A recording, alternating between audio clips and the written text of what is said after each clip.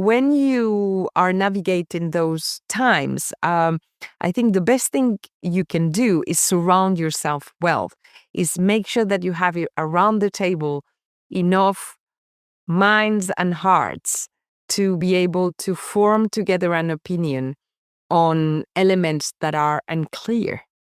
And you cannot, I think, rely anymore only on your experience, because most of the things that we have been in a position to live in the last 5 years were things that we had never lived.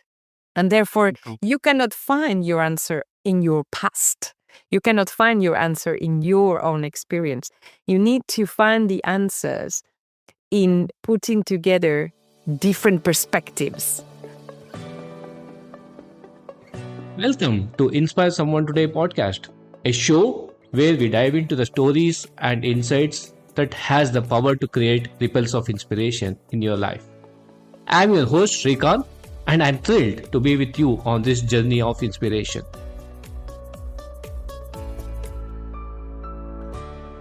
Welcome back, my dear listeners, and wishing each one of you a wonderful, fantastic 2025. And for the first time on this show, we have somebody at the helm of an organization, a very historical organization in the annals of the world. We have the chair of the board of Legrand joining us in this first episode of 2025. And the newest guest on the show is Angeles Gracia. Angeles, welcome to the show, and wishing you and your loved ones and your organization a wonderful 2025. Thank you, Sri. Very happy to be with all of you, and Happy New Year. May it bring us peace and joy and great projects to all in all fields of life. So, Angeles, this project of having this conversation with you, getting you on this podcast was in the making for quite some time. It was very difficult to kind of reach out to you given your super busy schedule. So thank you so much for taking time. And when I kind of looked at your profile, I said I must get you onto the show and get my listeners an opportunity to hear out your story, your journey. 15 years at BCG, close to 15 years at Spencer Stuart, now at Legrand. What a journey it has been. Walk us through how this journey has been. Where was the seed of taking something, what you're doing to the chair of Legrand? By no means a small role, small title. Where did all of this journey start for Angeles? Well, first of all, thank you for having me. I'm very honored to be here, and I was surprised of your invitation and honored about it. India is a very important country for Legrand. It's actually our number 4 country in the world, and as you know, my board member colleagues and myself will be traveling to India next June for our strategic seminar. So this is a first way to connect. It's been quite a journey, you're right. I have to say that I didn't really plan for it. I would say there's been 3 professional lives and counting so far. As you said, first one, the founding years with BCG, where I basically learned and acquired a very useful toolbox that has been traveling with me since. Then Spencer Stuart, where I discovered not only an amazing profession, but also how to become a manager and a business leader. I actually was there where I got my first P&L, and then led me to being head of Europe and joining the global board. And then the last part of my career has been as a board member and ultimately chair of Legrand, with also a portfolio of other mandates. And each one of them, sort of without knowing, prepared me to the next. And when I look back, I can see moments where I can identify a few pivotal moments that actually shaped who I became over time. The first one was probably moving from being a team member to being a manager and a business leader. So being in charge of others and having the responsibility to lead others and to show the way, making decisions that impacted others. I think that was the first one. The second one was moving from managing team members to managing managers. So quite different kind of dynamics. And I had to adapt because I'm pretty hands-on. I like to get my hands dirty. So that required a little evolution from my side. And then the last one was from top exec to non-exec. So from doing to really influencing, aligning interests, negotiating. And I think part of my past consultant experience was useful for that because it helps you understand, learn, align, and sort of basically be a catalyzer to movement as opposed to doing all yourself, right? So it's been interesting, very varied, and a lot of fun. What keeps you up in the night? Oh, lots of things. First of all, I've been blessed with choosing the companies that that compose my portfolio today. And I have to say, I am lucky to have a portfolio of mandates that are with companies that have very clear purposes, very high level teams, generally speaking, growing and healthy businesses. So there is not one thing that keeps me up at night when it comes to operational issues. At the moment, what keeps me up at night is the state of the world, is the fact that I grew up in a moment where Europe was becoming a region, was becoming a union. Globalization was a wonderful promise. We were all envisaging a much brighter future. And when I look 30 years after, what happened is not necessarily the promise that we had dreamed. We have inequalities, unrest, wars, big social and environmental issues across the world. And therefore, how to incorporate all these sort of permanent crises that we have been living in the last 10 to 15 years in our day-to-day businesses is a question and is in the agenda of every business leader. So it is less about micro issues and more about macro issues. I think that's the areas that sometimes keep me awake. But I tend to have a really healthy sleep. That's nice. That's nice to know. And you touched upon some pretty large issues that definitely warrant some attention. We'll definitely touch upon some elements of it during our conversation. You also touched upon an element that you have been carrying this toolbox all through your professional career. What are those one or two tools that you can kind of recommend to our listeners that has come in very handy during your professional growing up years? It's a great question. I actually had not realized how much I got from those years. I guess the first thing that I got out of that 15-year stint was the ability to learn. I learned how to learn. And that has been something that has followed me, and that sort of way to adapt, grasp new scopes, new businesses with curiosity, with an open mind, the use of analogies to generate new ideas. And then, of course, more basic hard skills like rigor, analysis, relying on data to make decisions, working in teams, multicultural environments, all those elements that I wasn't able to formalize then have proven to be very useful in my now, right? So I'm very, very grateful for those years. But I guess when you change companies and when you change sectors, there is always something you bring with you when you leave. Your backpack becomes full of different experiences. And I completed that experience with my years as Spencer Stewart in very good ways as well. I think until then, I had not fully embraced the power of intuition, the power of soft skills, the power of understanding other people's motivation, which is something that is really important as you grow in an organization, and even more so when you're chairing a board of directors. And you touched upon being the board of directors. It's a huge responsibility, and any board of directors is a very responsible role. And when you associate that with a marquee name called as Legrand, the responsibility multifolds. So, as chairwoman of at Legrand, what do you see as the most pressing challenges that you and your team are kind of addressing? You did mention about some of the global trends. That apart, what do you see as your single most responsibility that terrifies you, saying that, okay, this is something I owe to the organization, that I owe to the world? Well, I'm lucky because Legrand operates in a space. I don't know actually how much you know about Legrand. I guess you read a little bit about us three, but for those who are listening to us, Legrand is one of the global leaders in electrical and digital infrastructures for buildings. So our job is to equip buildings of all kinds with products that make them more connected, greener, more energy efficient, and better equipped to serve human needs. So our purpose is to improve people's lives by transforming the spaces where they live, they work, they get educated, they get healthcare, you name it. As such, we are lucky to be at the heart of some of our society challenges. Because, of course, when we think about electrifying the world, what we are really saying is we are going to decrease the carbon footprint of the world. And therefore,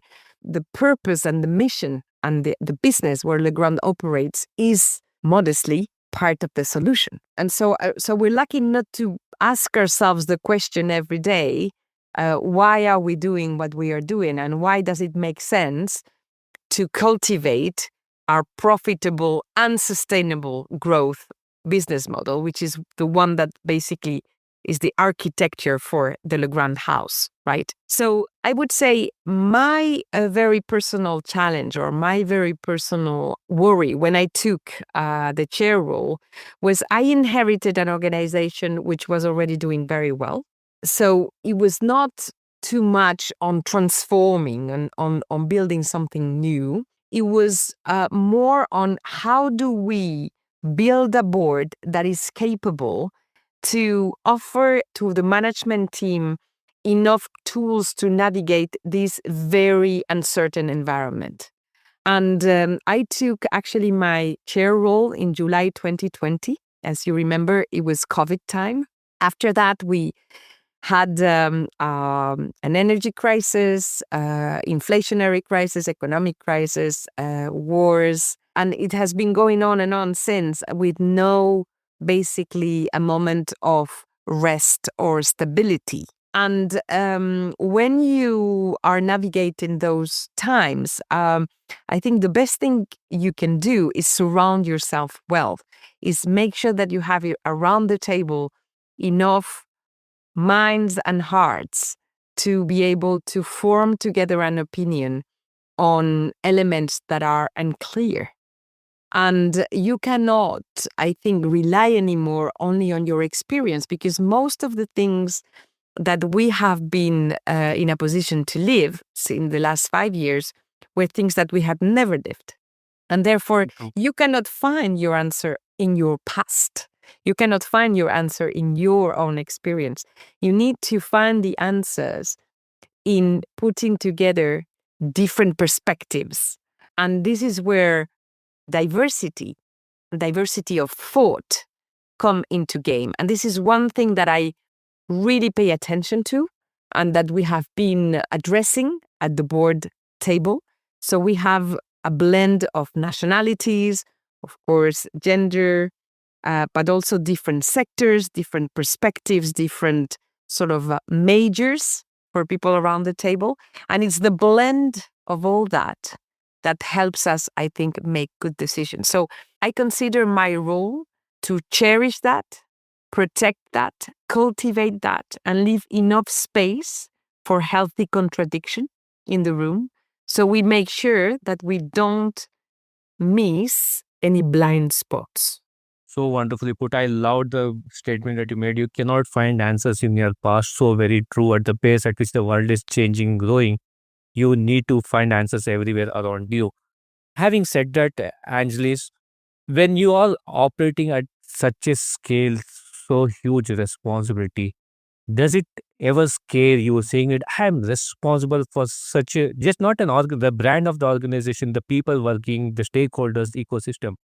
Does that scare you, give you that fear? And how do you kind of deal with it? I don't think too much about that, Rosary. I have to be honest. I'm a simple person in the sense that I don't really plan or try to look much in the mirror to see, what's the scope of influence or anything else.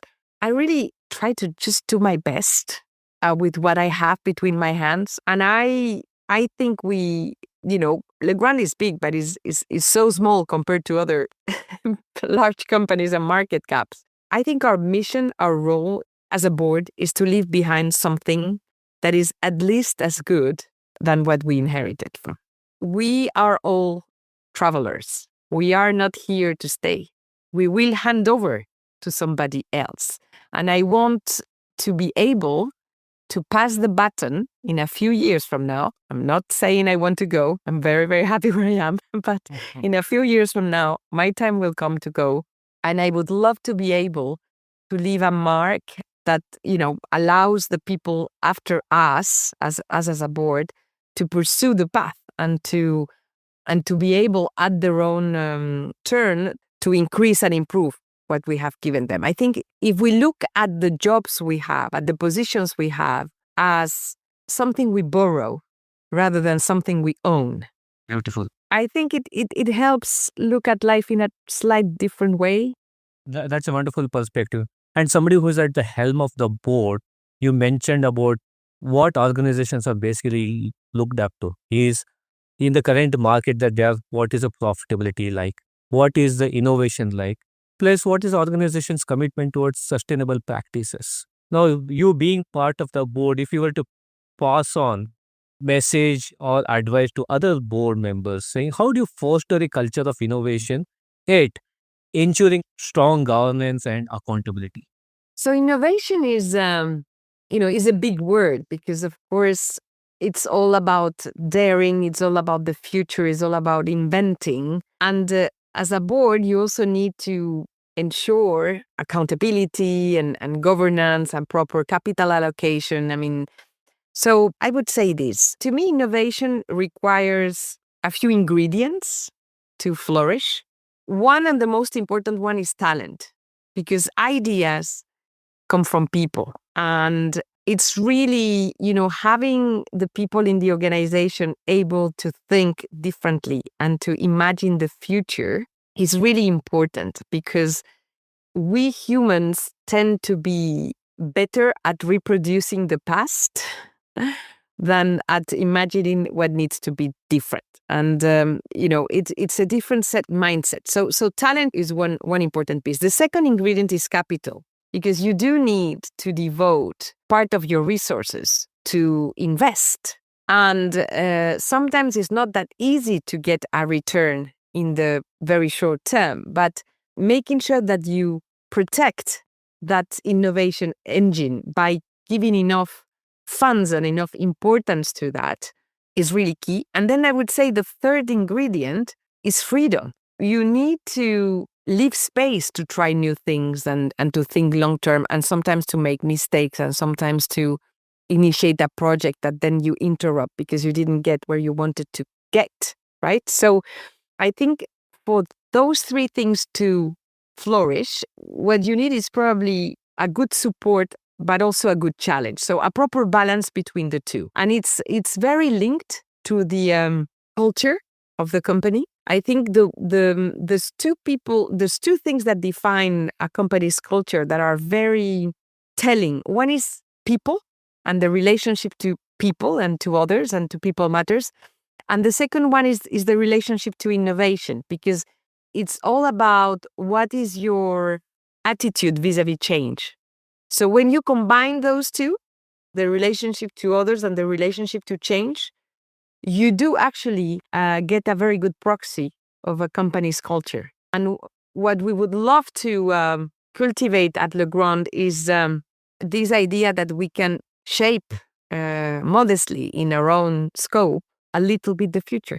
So it's a really important part of it. And there's discussions that we have around these topics that are quite robust. For example, around capital allocation, just to make sure that we have enough capital allocated to R&D, and that we, even when things get tough, we don't completely close that tab just to put the money somewhere else. We look at new products, and we love to share new products within the boardroom and make sure that everybody's familiar with them. We like to, look at what advances we can make to deliver the promise to clients that we can make their equipments greener and more connected. So it takes space in conversations, and I think that's the first thing you can do to give importance to a topic in a board is to basically make space in the agenda and make sure that the conversations invite those topics in the room. Wonderful. And latching on to that, if you were to talk about your own leadership journey, leadership traits, so from your own leadership journey, are there incidents of decisions that you have made, all the setbacks that you have had, that had a profound impact on the leader that you are? Every day shapes us, and the people with whom we spend time shape us a great deal. I've always had 3 criteria to pick the projects or the missions where I wanted to devote time. One was the why, the what, and the with whom, right? And over time, with whom became the most important of the 3, because I realized that a few things. First of all, if you are with the right people, nothing bad can happen. I mean, even the worst crisis can become an opportunity for growth and for problem solving and for leaving a positive mark. And then very selfishly, I'm an extrovert. So I take my energy from others. And therefore, the quality of the environment where I am is hugely important for me, because this is where I find inspiration, recharging, ideas, warmth, friendship. And I really I think I can be my better me when I am well surrounded. And this is what I try to do every day. So I don't envision leadership as a lonely job. Leadership, to me, is more about connecting dots and creating an environment where people can become their best self. And for that, with whom you share the space is really, really important. Then, of course, there's personal life. And, I'm a mother of 3.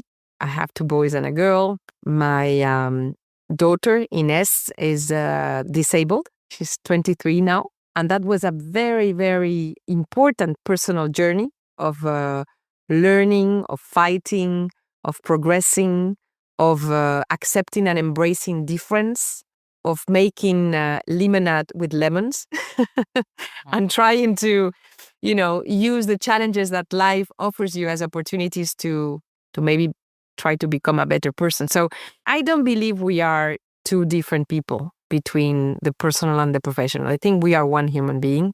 And therefore, all our experiences in all fields of life are shaping us in many ways. So I would probably be a very different chair without my family life, without being bicultural, because I'm Spanish and French, without having lived abroad for 30 years. I mean, all those things make us who you are, right? So I think you touch upon 2 great stuff in that. One is the whole adage that you become the person with whom you spend time with. The 5% you spend time with is the person that you become. And so that is true. You're proving that adage is to be true, that what you become is the company that you get to keep. And secondly, if you are comfortable talking about Angeles, you did mention about your daughter's situation. How has that particular incident has made you the person you are? You have had all the success from a professional world standpoint, and this is something that none of us would want our kids to go through. And you had this particular situation. So how have you handled this situation? Have the courage and vulnerability to speak about it? And how has it helped you as a person? it's a very, very difficult question to answer, Sri, but I think it has been capital in my life. It's central. I have to say that the courage, the fighting spirit, the joy, the purity that I observe in her oblige me to be dependable and to be, at least, if not as good, at least decent in those terms. So that's one answer. Another one is it did open my eyes to what it means to try to promote an inclusive world, what it means to live day to day with difference, sitting next to you, what it means to, what is the definition of success? What is a successful life? What is a happy life? And for somebody who has been always, with this sort of track of overachieving, and I just think it was incredibly precious to be all of a sudden in a position where you don't control things and you need to adapt to something you didn't choose. I just think I wouldn't be the same person. And I'm very far from being perfect in any way, but I think it did probably help me develop resilience and empathy in ways that I wouldn't have had otherwise. So if not anything, that's just made you a stronger person than what you thought you could be. Yes, I'm probably also more compassionate and more open to others. I just think it's a treasure. One thing you need to keep in mind is when you have somebody with that challenge in your home, somebody like Ines doesn't know jealousy, doesn't know bad feelings, doesn't know interest, doesn't know ego. She doesn't know what that is. She doesn't live through it. She doesn't express it. Can you imagine what it means to be confronted to somebody who has that kind of perspective on life? And pureness and purity. Is quite unique, I have to say. So, I'm not saying it easy every day. And of course, I would have chosen something else. And of course, I would have loved my 23-year-old to be going out and dancing in discos and having friends. But she does lots of things. She rides horses, she swims, she loves arts and crafts, she loves her pets, our dog, finds joy in every single activity that she shares with her family. She's an everyday joy. So I just think she taught me a very, very big lesson, is that a very tough reality can hide lots of treasures and opportunities. Wonderful. Wishing Ines the best of everything. Thank you so much for sharing that vulnerable piece of your life and career.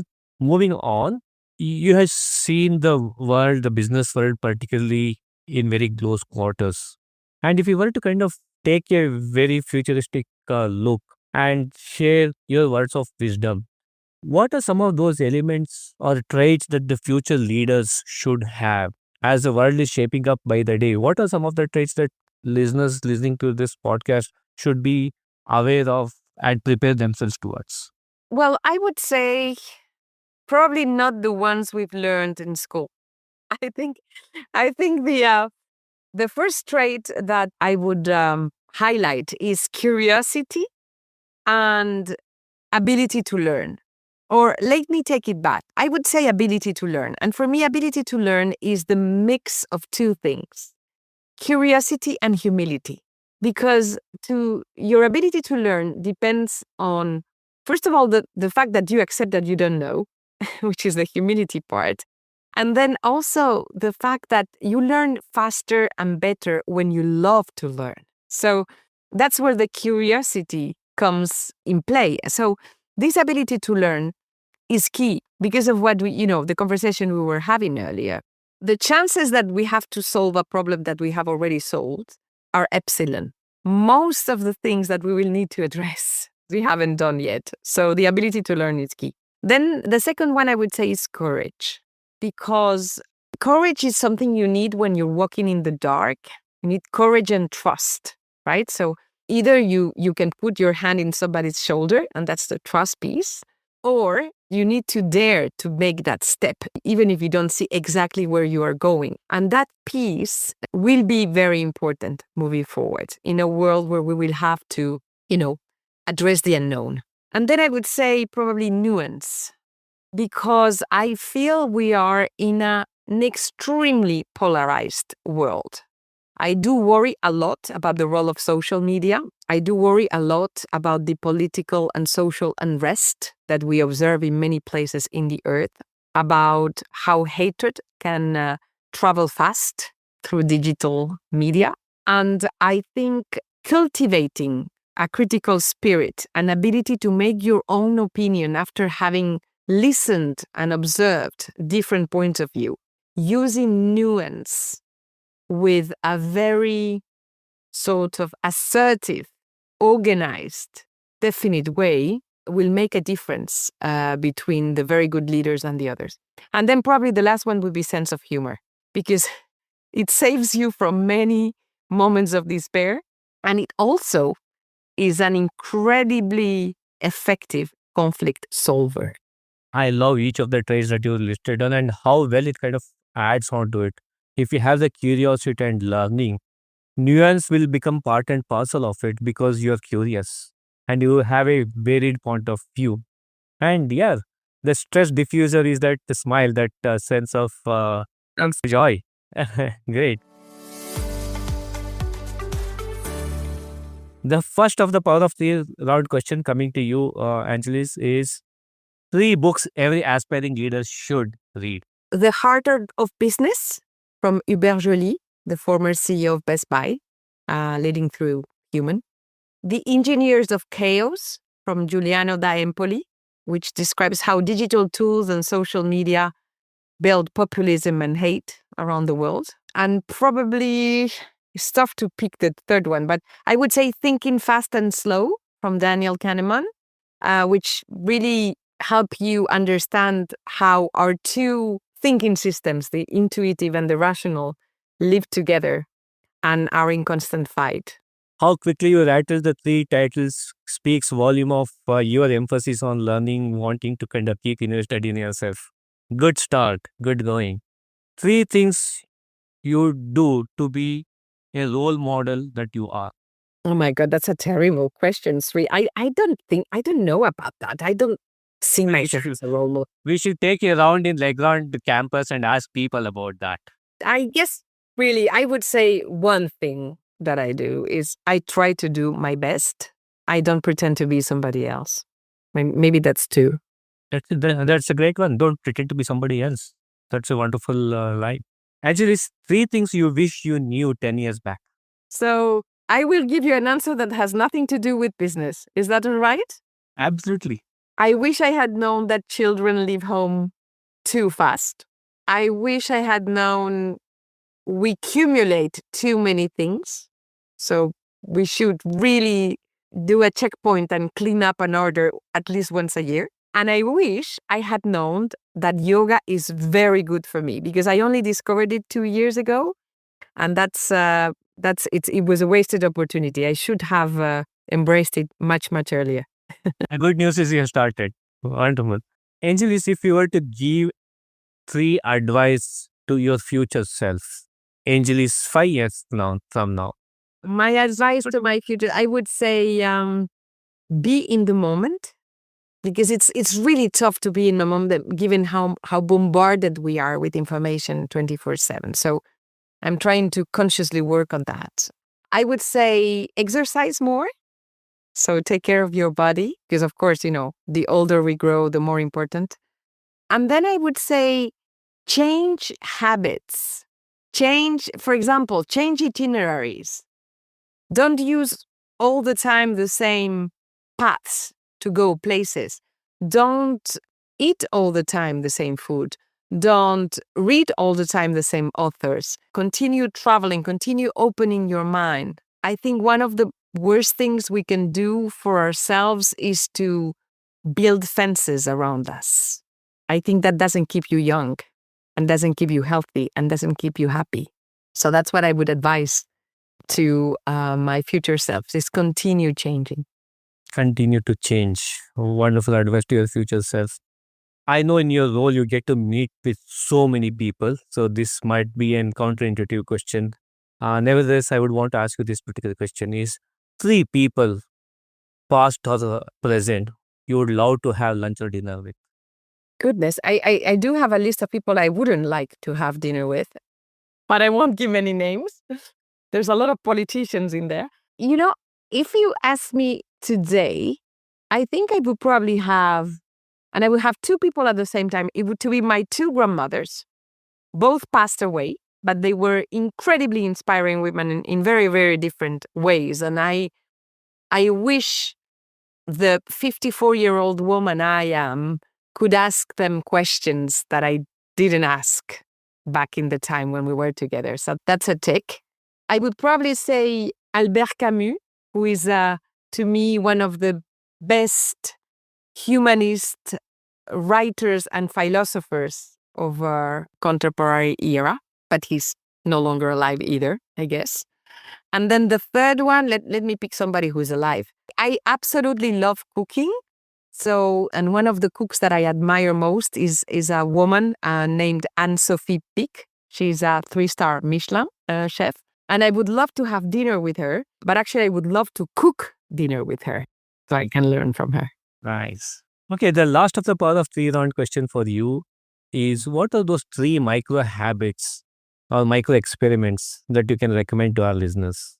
I guess one of the things I do in the morning is I do try to have a few minutes to sort of realign myself. You can call it praying, you can call it meditating, but it's something just to reconnect with myself, with my body.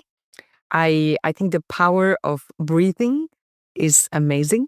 It's the only, I would say, body gesture that is vital and that we can control. You cannot control your heart or your liver or your kidneys, but you can control your breath.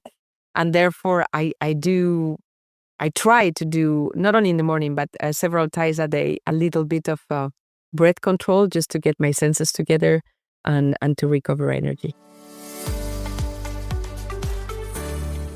What are some of those practices that you follow, Angeles, that helps you to keep yourself ahead in the game, in the role that you're playing, in the professional that you are in? What do you do to keep yourself stay ahead? Well, as I said, I did discover yoga a few years ago, and I do think it's an amazing way to improve your mental and physical condition, because it brings you strength, balance, and both strength and balance can be read as mental and physical. So that's what I like about it. I do try actually also to nourish my spirit through other things that are not work, learning, reading, music, art. I just think that beauty heals, and art is something that really distinguishes as humans from other species. And it is also something that helps get people together. And it's the right moment to cultivate those, given how much division is in the world. The other thing is I do try not to procrastinate. I like getting things done, and I try to start my lists from the things that I like the least and that will cost me the biggest effort, because I discovered that these kind of issues usually have the bad habit of not getting any better or any more simple. So I prefer to get them off the plate rather sooner than later. So, Angeles, with so much of change happening in the world, technology, geopolitical shifts, all of that happening, what insights can you share that will have significant shifts that will define the future of leadership, governance, and policies? If you ask me what are the big trends that will shape Right. the way we look at whether it's business issues or government policies, or to me, there's obviously the climate change. I mean, that to me is it's probably the one thing that our generation needs to address. Fortunately, I don't think we are anymore in the if era. I think most leaders I know are conscious of the issue, and now we are more in the how than in the if. But I would say climate change. The second one, to me, is the demographic challenge. We have a world that is aging. This is particularly true in Europe and in the US, but to an extent that I think we had not anticipated, and it will shape the way our societies are built, the ways our infrastructure need to be addressed, the ways our social systems need to be shaped. So it will have tremendous impact in our businesses, also from a resources perspective. And then I would also say we are assisting complete different balance in terms of where the power lies in the world, and moving from what we thought would be a completely globalized world to a multipolar, with, again, areas of conflict and tension that are very exacerbated and very patent, not only from the political perspective, but also from the economic perspective. So politics and economy are more than ever entrenched. So those three topics, to me, should be like an open app in any risk map in the world. I haven't named AI, and I did that voluntarily because to me, AI is of a different nature. It really depends on where you sit. It can range anything from a tool that will help you improve productivity to a technology that will augment your competences and skills, to a disruption that will actually completely question your business model and your competitive landscape, depending on where you sit in terms of sector. So it's like a little bit what happened with the digital revolution, only exponentially strong, right? So I do think that piece needs to be in every boardroom's agenda. And it is our duty, first of all, to be, I would say, decently trained, so to understand what's going on, but also to understand also where we sit in that continuum. Are we part of the people that will, use it to accelerate? Are we part of the people that are completely questioned by it? Are we going only to use it marginally as an augmenting tool? To which extent is for us an opportunity or a threat? And I think the answer to that is very different depending on the sectors and the place you hold in the value chains. That's so very true. While there are a lot of trends that is out there, that is developing, that is coming together, one core strength that will continue to remain at the center of all of it is humanness. That will not go away. Of course. And that's irreplaceable. That's the piece where we can really make a difference. And I think it does inform and should shape, for example, the way we look at training, at education, higher education. I'm a deep believer in the fact that humanities should have a much bigger pace in the way we train future leaders. Philosophy, history, literature, anything that can help you decode cultures, connect with others, understand people's engines, levers, and agendas. And of course, ethics. Absolutely. Big time. It's time to go back to almost like, I think we could do with a couple of Greek big philosophers come back and help us shape the way we educate our young people. We could do with their advice. And there's actually very interesting books as well on how to connect philosophy and business. Like I'm happy to share a couple of them with you, but it's you find a lot of answers actually in what has already been written. So there is one actually. The thing is, I don't know if it's translator. It's called. I was talking about nuance earlier.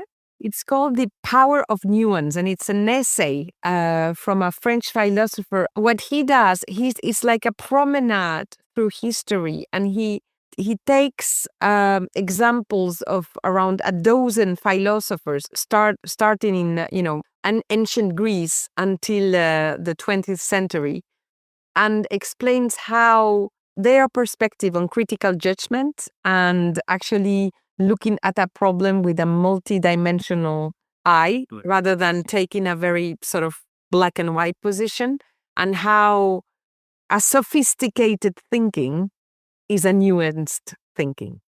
That's basically the underlying message. And I just thought it was so spot on and so helpful when you look at the way we make our own opinions today.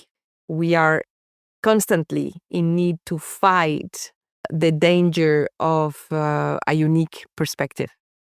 Everything is built to reinforce the ideas we already have. When you look at social media, it always strikes me when you have a flow of news, and I was discussing this with my old children.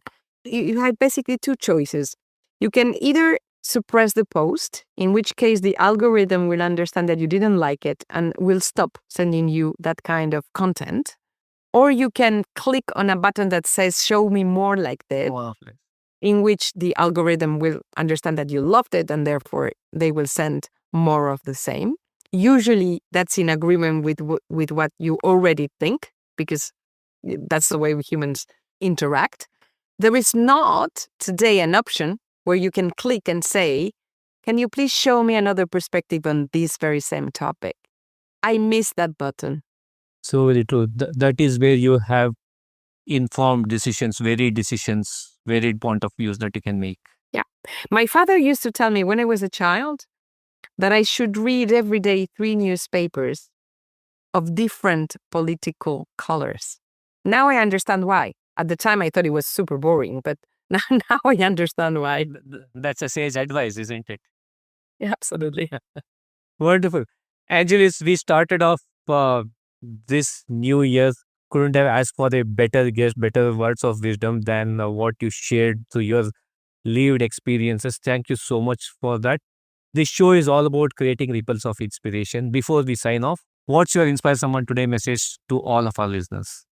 I wish you a very happy, inspiring new year. 2025 needs to be a year in which you have a positive impact on 3 people around you.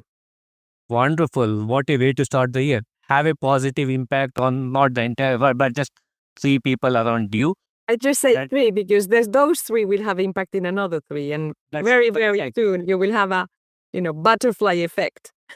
Absolutely. On that note, Angeles, thank you so much for taking time and sharing your pearls of wisdom with me and my listeners. Thank you. Thank you, Sri. Thank you for joining us on this episode of Inspire Someone Today. This is Srikanth, your host, signing off. Until next time, continue to carry the ripples of inspiration. Stay inspired, keep spreading the light.